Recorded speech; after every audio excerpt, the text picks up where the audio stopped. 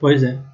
Para finalizar a aula de hoje, a gente vai ver um pouquinho de ótica, né?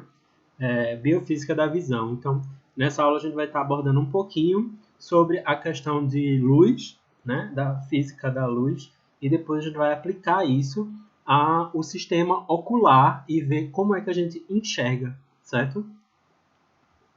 Então, primeiramente, a luz ela é uma radiação eletromagnética. E vocês estão vendo aí, né, o espectro da luz visível. Aqui vocês estão vendo todo o espectro da luz, tá? Então, de raio, de onda, né, de radiação eletromagnética. E vocês estão vendo aqui a radiação de acordo com a sua desculpa, o seu comprimento de onda, né, nanômetros, que vai desde 400 até 750, certo? Então, isso é a parte da luz visível, que é o que a gente enxerga da luz, tá? O espectro de luz visível que está aqui embaixo, né? Que vai desde o violeta até o vermelho, né? E a gente vê tudo que é abaixo do violeta, a gente chama de ultravioleta, que vai até 10 nanômetros, né? Nanômetros. Nanômetros é o tamanho dessa onda aqui, tá? E tudo que está acima do vermelho a gente chama de infravermelho, que é até menos de 0,001 centímetros. Tá? Então, isso aqui é o espectro da luz visível que a gente consegue enxergar. Fora isso, a gente tem várias outras radiações eletromagnéticas, que são os raios X, os raios gama, as ondas de rádio, radar, TV, o FM e o AM. Tá? Então, todas essas são ondas eletromagnéticas, assim como a luz, tá? Então, a luz, que a gente chama de luz, né, é um tipo de onda eletromagnética que está dentre aqui 400 e 750 nanômetros, certo? Isso aí é uma radiação eletromagnética que a gente consegue, né, a gente desenvolveu a habilidade de enxergar, tá? Então, isso é a visão, e a gente vai dar uma olhadinha hoje. Então, continuando, as propriedades da luz, propriedades físicas da luz, que a gente vai dar uma olhadinha agora. A luz, ela possui uma natureza dupla. Ela possui uma natureza, né? Às vezes ela se comporta como um corpo, como se uma partícula, e às vezes ela se comporta como se fosse uma onda, né? Então, existe essa duplicidade, essa dupla natureza da luz, que ela se comporta em alguns momentos como se fosse uma partícula e às vezes ela se comporta como se fosse uma onda. Então, a nossa fonte primária de luz é o Sol, as estrelas, né? A vela ou fogueira, qualquer coisa que esteja em combustão. O fogo é a luz primária, né? O Sol, as estrelas, tudo isso é energia sendo liberada na forma de luz através da combustão, certo? A gente tem algumas fontes secundárias de luz que são aquelas que refletem, né? Então, o que a gente consegue enxergar é o que reflete a luz. Então, eu tenho aqui um objeto, eu tenho uma fonte de luz e eu tenho um olho. Certo? Então, o que é que a gente consegue observar aqui? A gente consegue ver que a luz está batendo aqui e está refletindo para mim. Isso é o que me permite enxergar. É essa luz que está sendo refletida pelo objeto, é o que me permite ver o objeto. Se não existe essa luz, a gente não enxerga, não dá para ver nada. Tá? Então, a luz é o que permite a visualização. A gente consegue enxergar porque tem a luz. E a gente só enxerga a luz. Tá? Então, o que a gente vê o objeto, na verdade, é a luz que o objeto reflete. Certo? Então, a velocidade da luz é aí em torno de 30.000 km por segundo. Né? E essa é a velocidade da luz que está lá na equação de E igual a mc ao quadrado, né? Lá na equação de Einstein. Aquela equação bem famosa. É esse valor aí, que se a matéria ela atinge a velocidade da luz, ela se comporta como energia. E é por isso que a luz tem essa dupla natureza. ela está numa velocidade que a matéria se transforma em energia. Então, tanto faz ela se comportar como matéria, como um corpo, ou como energia, no caso da onda. Tá? Então, a luz, ela faz um processo, né? As ondas, no geral, elas fazem esse processo que a gente chama de difração. A onda, ela está vindo num determinado plano, nesse sentido, quando ela encontra um anteparo que tem um buraquinho, ela vai se dispersar para todos os lados, né? Ela faz esse processo daqui de se espalhar. Ocorre quando a onda atravessa um orifício pequeno e é uma fenda muito estreita e a onda sofre uma reflexão. Ela vai se espalhar, ela vai fazer esse movimento aqui que vocês estão vendo, ó, ela se espalha, certo? Então isso pode ser calculado, isso pode ser observado. Estou só falando que são as propriedades físicas da luz. Outra questão da luz é a interferência. Na verdade, todas as ondas têm essas propriedades que eu estou falando, tá? Ela ocorre quando duas ondas luminosas se encontram simultaneamente no mesmo ponto. Esse é o ponto cego, ele causa uma interferência. Então, essa interferência ela pode ser construtiva, quando eu tenho uma onda para cima, encontrando uma outra onda para cima, ela vai ser uma onda maior. Ou ela pode ser destrutiva, quando uma onda está para cima, ela encontra no mesmo momento ali uma onda para baixo, e aí aquilo vira nada, né? Então, isso é uma interferência. Ela pode ser destrutiva ou construtiva. Mesma coisa se ela estiver para baixo, viu? Se ela estiver para baixo, encontrar uma outra onda para baixo, ela aumenta essa onda, tá? E aí, ela pode ser construtiva ou destrutiva, né? Observem aqui que a gente tem uma onda vindo aqui num orifício, tá? Sofreu difração, aí ela vai ser espalhada de novo por dois orifícios e elas vão interferir uma na outra. Aí o padrão que a gente observa é esse padrão aqui de com luz, sem luz, com luz, sem luz. Então é uma interferência positiva e uma interferência negativa. Interferência positiva, interferência negativa, né? Construtiva, destrutiva. Então vocês observam aqui também nessa imagem, vocês estão vendo padrões, né? Momentos onde ela é destrutiva. Não existe onda aqui, tá? Por quê? Porque ela está sobrepondo aí a parte positiva com a parte negativa e está causando esse padrão. Então, isso é uma interferência. Uma curiosidade, né, dessas questões luminosas. As cores das asas da borboleta, elas não são pigmentos, né? Quando uma luz ela se espalha, ela vai sofrer essa difração, a gente consegue ver o padrão de cor, né? A luz branca, quando ela sofre esse espalhamento aqui, ela vai separar por cor. E aí a gente vê aquele fenômeno do arco-íris, né? Então, as cores são, na verdade, comprimentos de onda dessa luz. A luz branca, ela é completa, né? Tem todas as cores. E a cor, ela é um padrãozinho aí do tipo de comprimento da onda que está sendo feita naquela que a gente enxerga como uma cor, né? O cérebro passou a interpretar como uma cor, né? Porque assim você enxerga os diferentes comprimentos de radiação da luz, tá? Então aqui eu estou mostrando para vocês uma curiosidade, que é as cores das asas da borboleta, que elas não são cores de pigmentos, não são pigmentos. A borboleta não tem essa coloração porque ela produziu alguma substância que tem cor e ficou daquela cor. Não é um pigmento, tá? Então, essa cor da asa da borboleta, ela é resultado de interferência construtiva da difração. Ou seja, a asa da borboleta não tem um pigmento, não tem uma substância química que deixa ela dessa cor. Na verdade, ela mexe com a luz. Veja, ela tem escamas, né, que refletem aquela luz na asa de uma maneira bem diferenciada. E aí dá aquela ideia de coloração porque ela espalha uma determinada cor naquele comprimento de onda que a gente enxerga aquela cor, tá? Então vocês estão vendo aqui as escamas, né? Microscopia eletrônica, as escamas da asa no aumento. Quando a gente aumenta ainda mais, essa é a superfície da escama, né? Vocês estão vendo que tem esses pequenos poros e dentro aqui, se eu cortar essa superfície dessa maneira, é isso que vocês vão enxergar.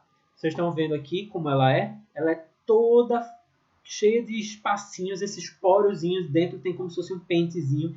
Então a luz ela entra aqui e ela é ricocheteada, e ela é absorvida, e ela é refletida, e ela sai em outro comprimento de onda. Quando ela sai no outro comprimento de onda, a gente enxerga essas colorações diferentes. Mas aqui não tem nenhum pigmento, né? Na verdade, é apenas a manipulação da onda, da luz, e a gente enxerga as diferentes cores.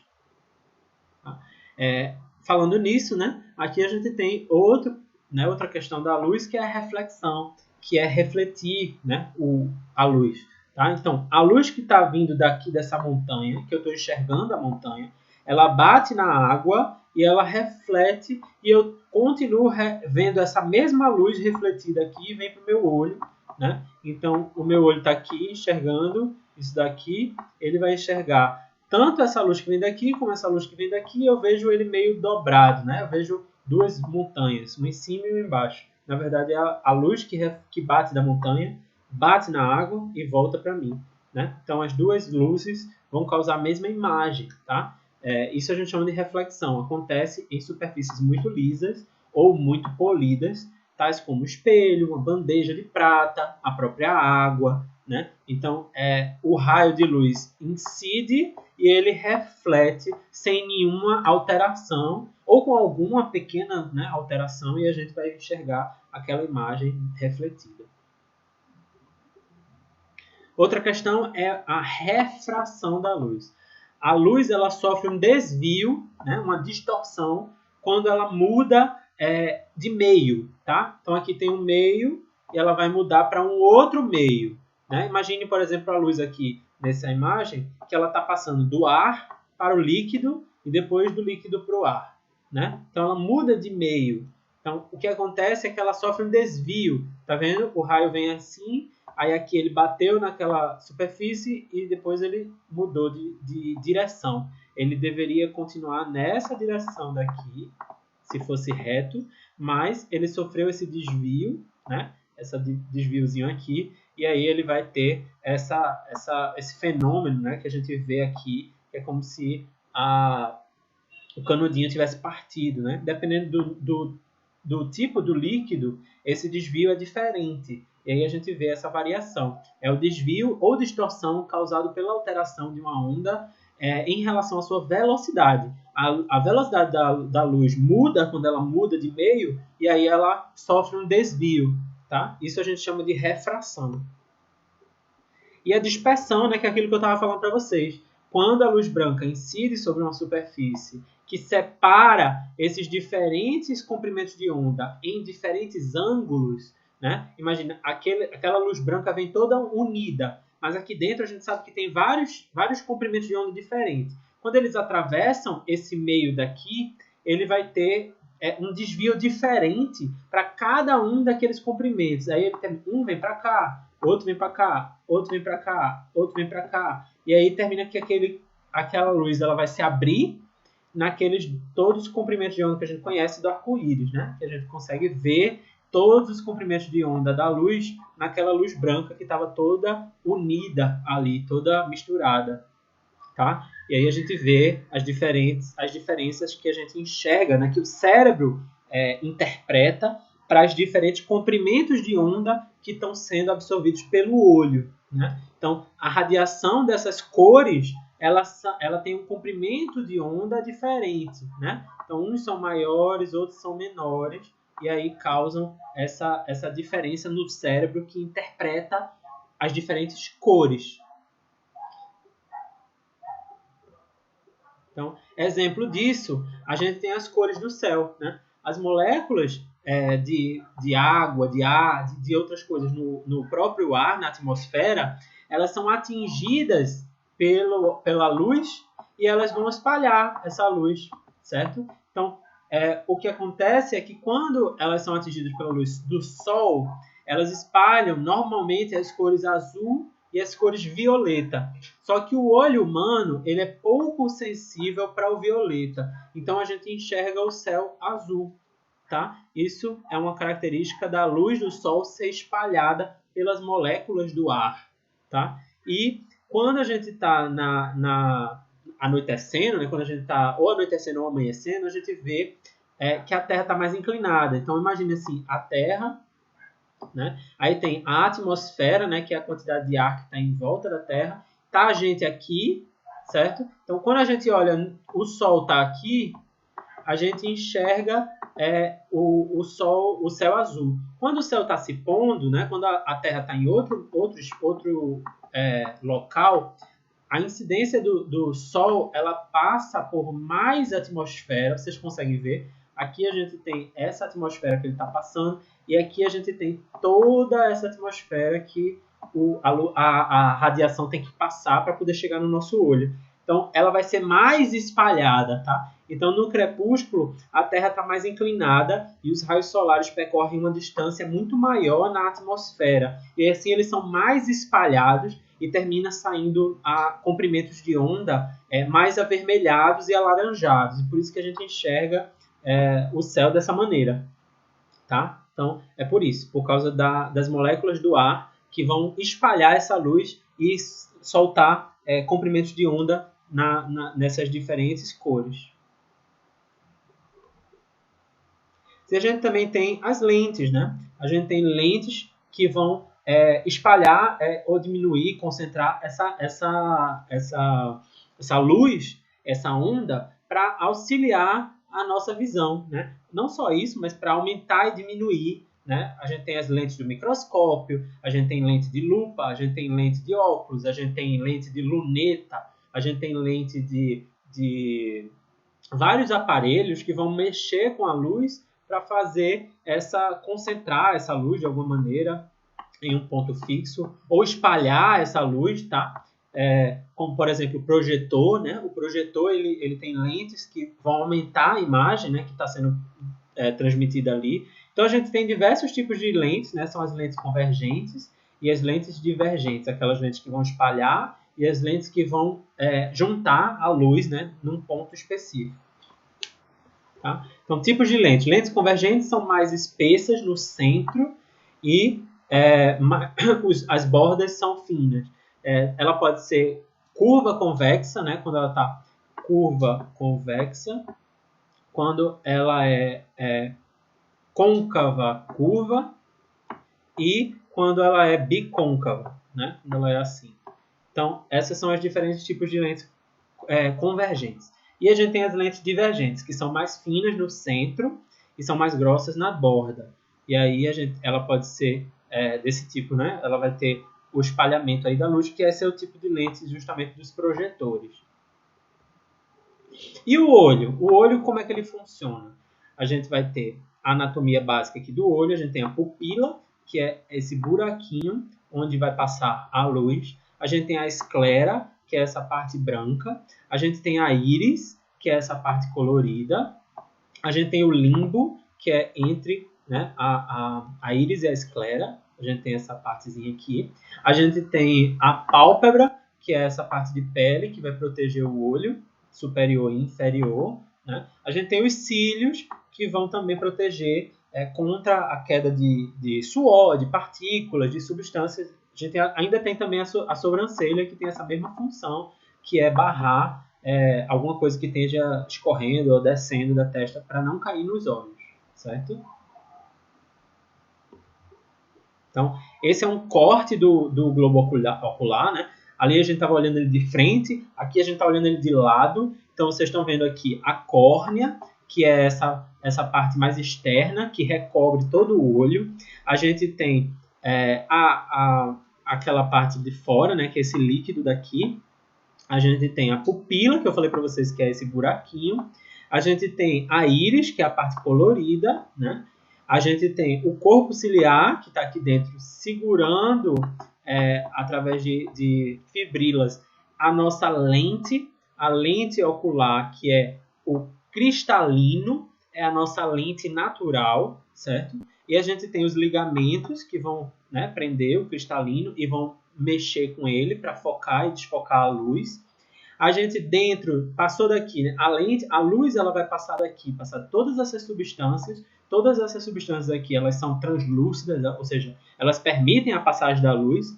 E aqui dentro a gente tem o humor vítreo, que é essa substância líquida que também é translúcida, e essa substância vai permitir a passagem da luz e vai ser espalhada aqui e vai mostrar, né, projetar uma imagem nessa retina, né, que é essa parte, a parte da amarelinha, né, que está mostrada aqui. A retina é exatamente o nosso órgão sensível. É a parte do olho que vai absorver a luz e vai realmente transformar ela em impulso nervoso. E esse impulso nervoso ele vai entrar aqui pelo nervo óptico e vai lá para o cérebro, né, para o sistema nervoso central, onde ele vai ser interpretado. Tá? Aí por fora da retina a gente tem o coroide e a esclerótica, né? Mas são questões de revestimento do olho, tá bom? Então, o que é que interessa mais a gente saber aqui é que a luz ela vai entrar por esse olho, vai se projetar nessa lente, na lente do cristalino, e vai ser projetada aqui dentro na retina. E a retina ela é a parte sensível do olho, que vai ser responsável por transformar o impulso da luz em um estímulo nervoso e mandar lá para o cérebro interpretar, certo? Então aqui eu estou mostrando para vocês o cristalino, que é a nossa lente. Ela é uma lente biconvexa, tá? Tem esse formatozinho. E ela tem a capacidade de mudar de forma. Então ela é uma lente fluida, móvel, que a gente aperta ou estica para conseguir modificar o foco dela. Tá? Então isso é uma capacidade de mudar de forma, que a gente chama de acomodação, para auxiliar no foco. A gente aperta a lente para conseguir focar melhor. Então, essa é a lente que a gente usa, né? Tá dentro do olho. Ela é super sensível, super importante. E a gente vai falar mais para frente, está relacionada com algumas doenças. Então, como é formada a imagem? Né? A gente tem um objeto, aquele objeto recebe luz, a luz reflete do objeto, essa luz entra na nossa pupila, passa pela córnea, passa pelo humor, passa pelo cristalino e vai ser projetada, né, lá na nossa retina, que é a parte que é sensível. Tá? Então aqui a gente também tem uma areazinha da retina que é chamada de fóvea, ou mancha amarela, certo? A gente vai falar já dela. Ela tem a função de pegar refinamento da imagem, de focar mesmo. É a parte que realmente vai estar vendo detalhe da imagem. Tá? Então tá aqui, né? De novo a gente tem uma imagem e essa imagem vai ser refletida aqui, né? E aqui está dizendo exatamente como funciona, né? O cristalino é uma lente biconvexa, o nervo óptico que leva as sensações luminosas até o cérebro e a retina que funciona como um anteparo sensível à luz. A quantidade de luz que entra ela é controlada através da adaptação da nossa íris, né? A íris ela funciona como um diafragma de um microscópio, diafragma de uma câmera, onde ele abre e fecha para conseguir controlar a quantidade de luz que entra. Então, quando tem luz demais, ela vai se fechar para tentar diminuir a quantidade de luz que entra.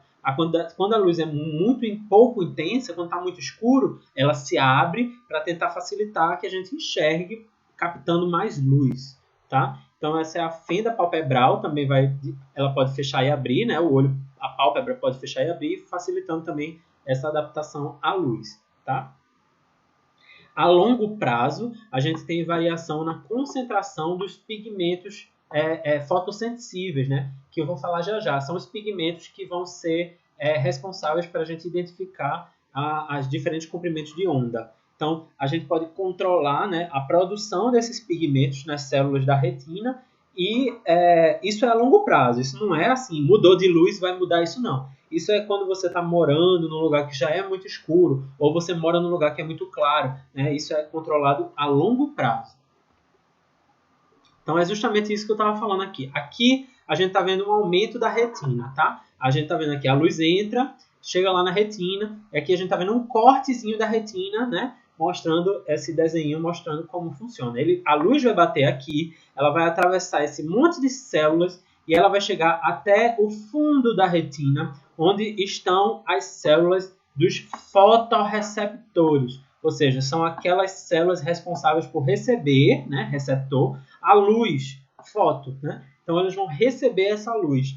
Ela recebe a luz e ali a gente vai ter vários tipos de células. A gente tem os cones, que tem esse formatozinho de cone, está vendo aqui. Então, a gente tem essas células que são fotorreceptores cones e a gente tem os bastonetes, que tem esse formatozinho de bastão.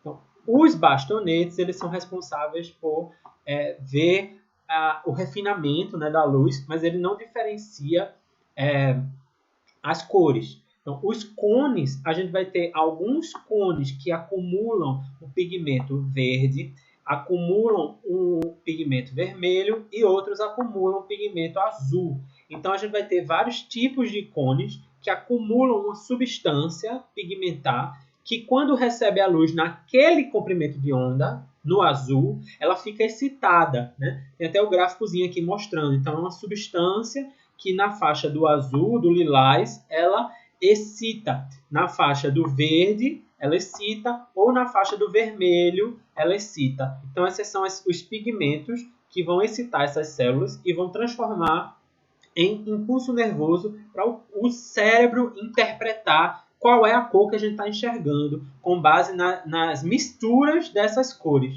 certo? Funciona tipo a TV, né? A TV da gente tem aqueles quadradinhos que tem as 3 cores, né? E aí a gente consegue enxergar no final a imagem como um todo, a gente vê vários tons, várias cores, mas na verdade só tem 3 tipos de pigmentos. Algumas pessoas, elas podem ter problemas nesses pigmentos, e aí a gente vai ter aquelas pessoas que são cegas para cores, né, que a gente chama daltônicas.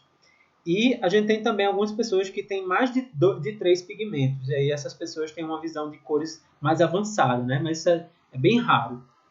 Tá? Então aqui eu estou mostrando para vocês o espectro de cores da visão humana e comparando da visão do cachorro, porque o cachorro ele só tem dois pigmentozinhos de cores, então ele não enxerga todas as cores que a gente enxerga, mas a gente vê todas essas cores, o cachorro não.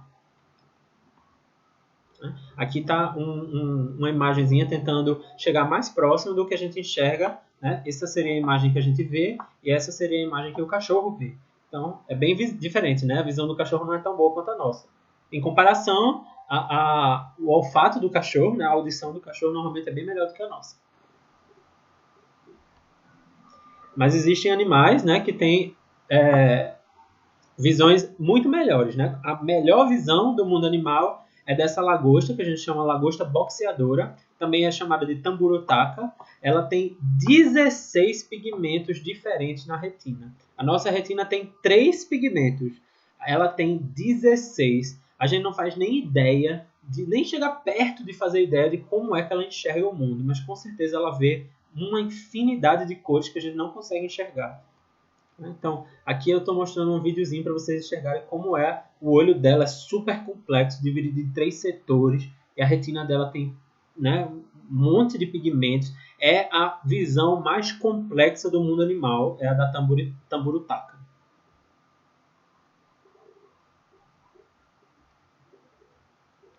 Então aqui é só para vocês terem uma ideia, né? Esse é o exame que a gente faz para a visão de cores, né?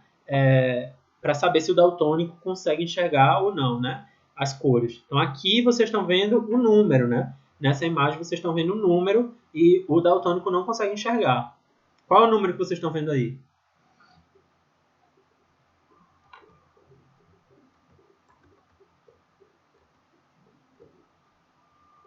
Então essa é uma brincadeirinha só, mas a ideia é que vocês não consigam enxergar o número, porque é para vocês pensarem que estão vendo que nem como um daltônico enxerga, né? Na verdade, o teste correto é esse aqui, né? Esse daqui é só mostrando como o daltônico enxerga. Ele não vai ver os diferentes tons, e a gente que não é daltônico consegue enxergar aqui o número 74, né? Tem o número 70 e tem o número 4 aqui. Então, quem por acaso não estiver conseguindo enxergar o número nessa imagem, então, infelizmente, você é cego para cores, né? Aquela questão de ser daltônico.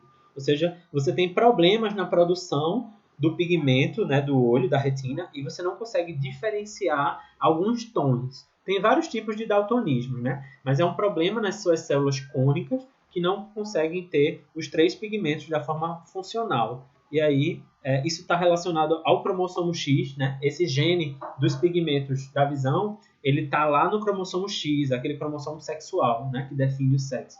Então, o cromossomo X ele está representado nisso, por isso é mais comum os homens terem a visão daltônica do que as mulheres. Tá? Aqui eu estou mostrando isso, mas é só uma curiosidade. Aqui eu estou mostrando para vocês os diferentes tipos de daltônico. Né? Isso é a imagem original, que é uma pessoa que enxerga normalmente as cores V. Aqui é um tipo de daltonismo, que é deuteranopia. Aqui é o tritanopia. E aqui protanopia. Todos são daltônicos, mas vocês vejam que eles enxergam as cores de maneira diferente. Né? Os tons de maneira diferente. Vai depender dos pigmentos que eles conseguem produzir. Para a gente conseguir entender a visão, é basicamente isso. A gente tem a energia eletromagnética, a luz, que vai ser os estímulos externos, né? Vai ser captado pelo olho, depois ele vai ativar os receptores da gente, aquelas células cônicas e os bastonetes, e aí essas células convertem aquela luz em um impulso nervoso. E aí esse impulso nervoso é transmitido, né, daquela forma que a gente já viu lá no sistema nervoso, até o sistema nervoso central, né, onde ela vai ser processada, ela vai ser entendida. E aí esse sistema nervoso central manda, né, para fazer as imagens lá no córtex visual, onde no sistema nervoso central vai ser formada as imagens, e aí finalmente a gente consegue entender o que a gente está vendo.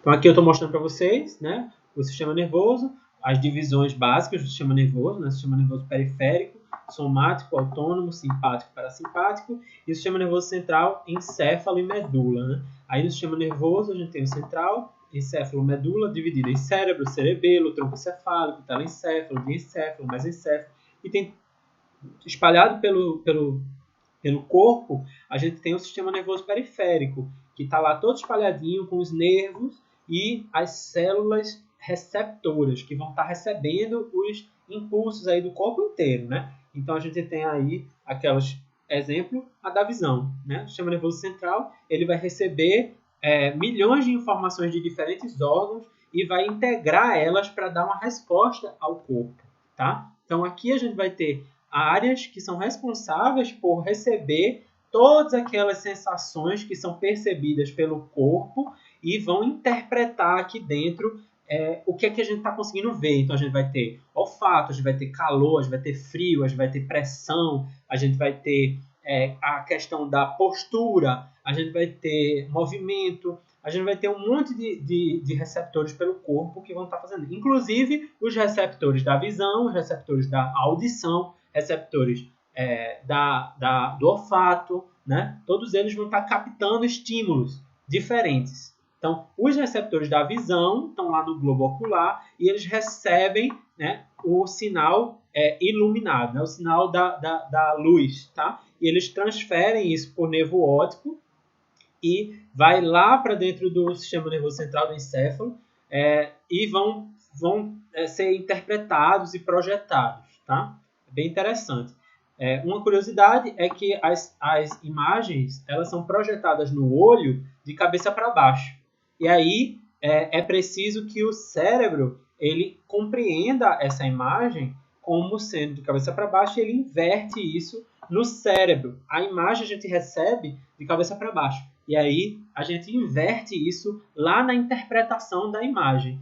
E algumas pessoas ela bate a cabeça, tem algum trauma no cérebro, às vezes ela fica enxergando tudo de cabeça para baixo, para sempre.